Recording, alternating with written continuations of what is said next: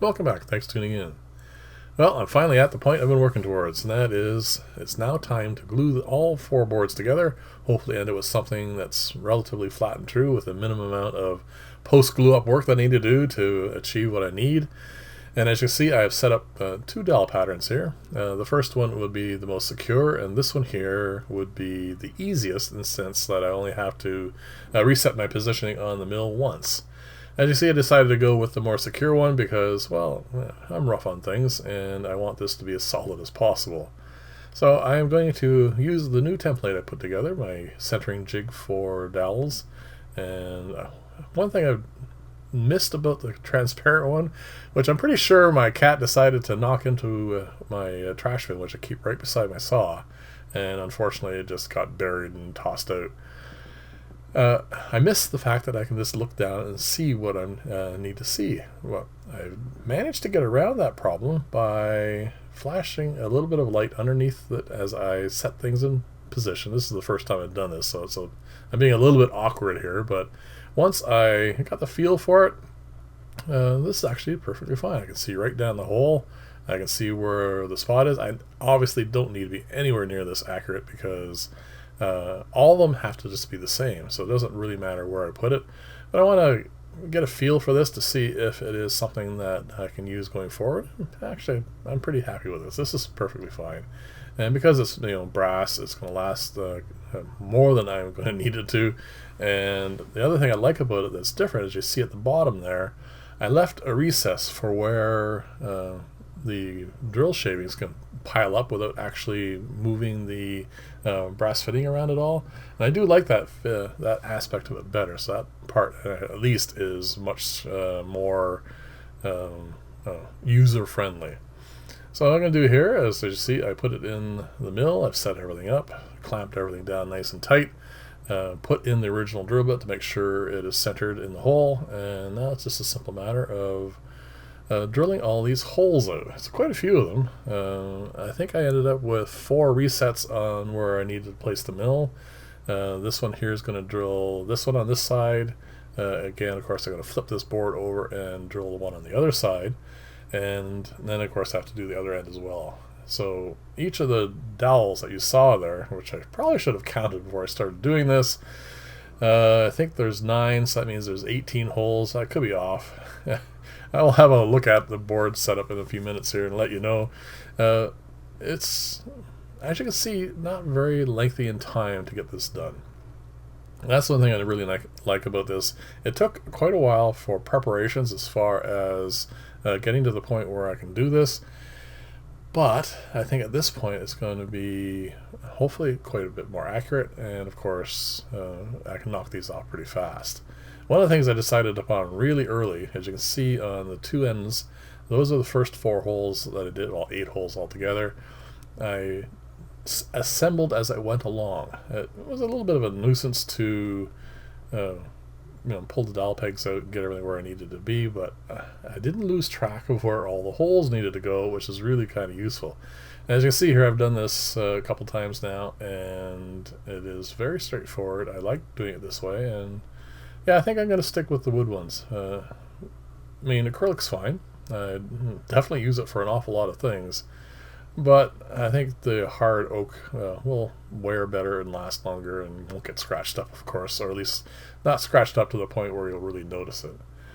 So I'm going to drill this, and one other thing because my mill has a certain amount of travel in the bed, I needed to put in a little stop block here, you'll see here in a second, right there, because I didn't have enough travel for it to go all the way so I could actually clamp it into where it needed to be.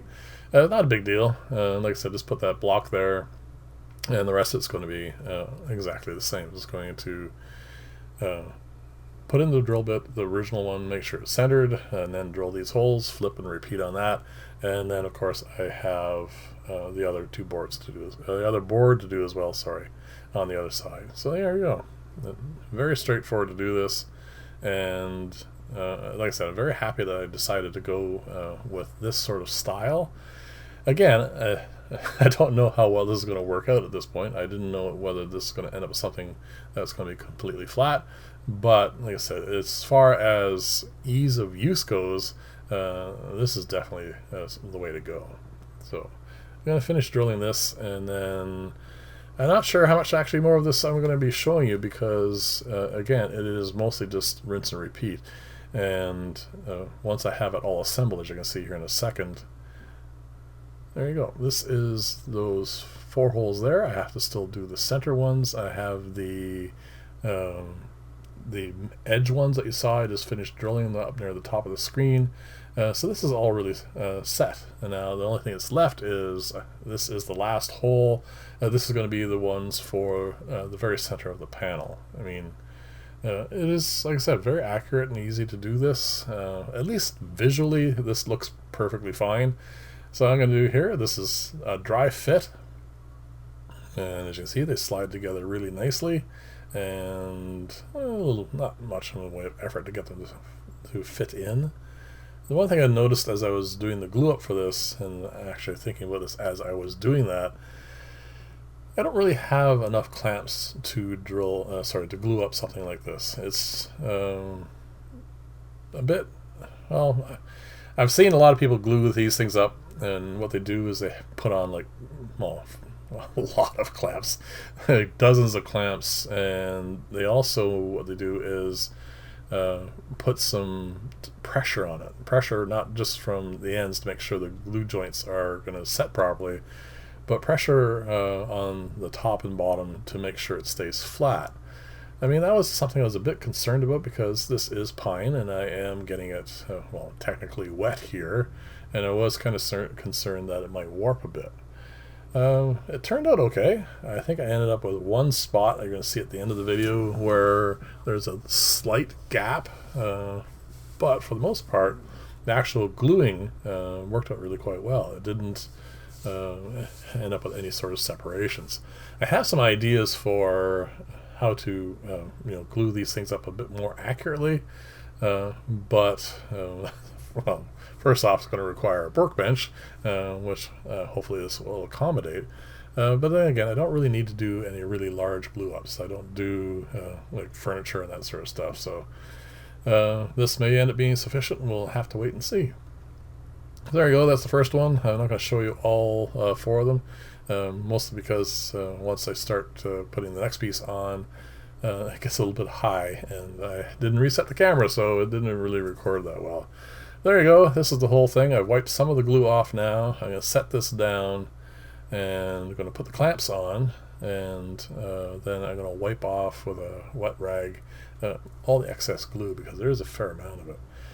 I probably put a bit too much glue on here, as in the sense of putting on more than I required, but I wanted to make sure that I wanted these joints to be nice and tight. There you go. I'm going to clamp this down really nice and firm once I'm sure everything is relatively flat. I didn't really see much in the way of wiggle as far as rocking back and forth motion, as in the sense that this thing's not flat. So I was really quite happy with it at this point. As it turns out, as the glue set and everything, it did set a little off, so it wasn't exactly as flat as I was hoping for, but I think I was being a little unrealistic, let's say, in the amount of pressure I can put on this and how little or any shifting I was going to get. So if you look closely in the shadow there underneath my forearm as I'm wiping this off, you can see a bit of a ridge there, and there's a couple other spots that actually had the same sort of problem. With these 2 clamps upside down like this, I didn't have to worry about anything being glued to a piece of plywood, which is kind of nice. And now it's a simple matter of flipping this over and doing some planing. So as far as post glue up work, the thing that I was trying to cut down the most on, let's see, I probably put in about maybe a half hour's worth of work on it. Not really that much. I'll leave that up to you to judge whether or not that was a significant amount one way or another. It was fine. I didn't really mind it too much. There's my shop foreman keeping an eye on me, making sure I'm doing a good job. He's just really, really curious and likes to keep an eye on what I'm doing, which is fine. I mean, also, of course, it's company while I'm working on things. So I'm going to do a little bit of planing here. The first initial setting for the plane is just barely touching at all. I mean, it's very, very little. You're going to see the shaves that are going to come off of this are absolutely minimal. Most of my thought process at this point was to try and make sure that I got rid of all any kind of ridges that were being formed by the glue or anything. So I'm going to get the boss off here, and then I'm going to do that. And then after that's done, I put a straight edge against it, and I saw there's a bit of some wiggle in there, so and then I'm going to have to do some actual real planing, which means instead of just having this sitting here, which is what I'm doing right now, hardly putting any pressure on here at all, and taking off minimal shaves. I'm going to put a stop block on my table saw there, and I'm going to set this a little bit deeper to take more wood off, and that's where I ended up having to there you go, this is it here, taking more along those ridges, trying to get that all set down so it's nice and flat. And yeah, like I said, it took half hour-ish, not much, I suppose, and yeah, I got it reasonably flat. And as I said in the beginning, if I couldn't get this done properly, I'd go see my good friend there and run it through his planer. I may end up doing that anyway.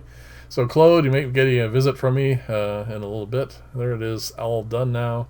I'm going to lift this up and show you, well, how I did.